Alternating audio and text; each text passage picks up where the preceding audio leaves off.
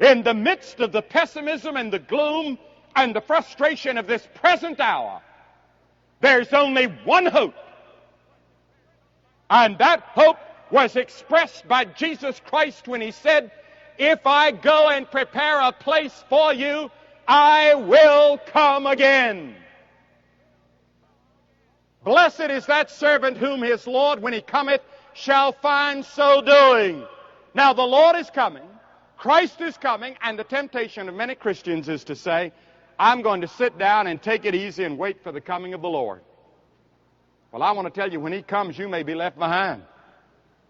You remember the 5 foolish virgins in the story Jesus told about?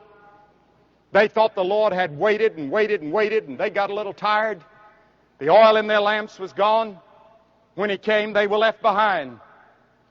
The Bible says, "Blessed is that servant whom his Lord, when He cometh, finds so doing." If I knew that Christ was coming tomorrow, do you know what I'd do? I'd do just what I'm doing today. We ought to live every day just as though the Lord's coming. You ought to have your bags packed and ready. You ought to not have your roots too deep. You ought to not have too big a bank account to worry about. That's the reason the Bible says we're to give to the poor, and we're to give to the church, and we're to give to Christian work. We're to be stewards. Be packed and ready. Ready to go.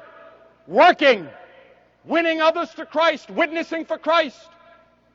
Doing all we can to help our neighbor.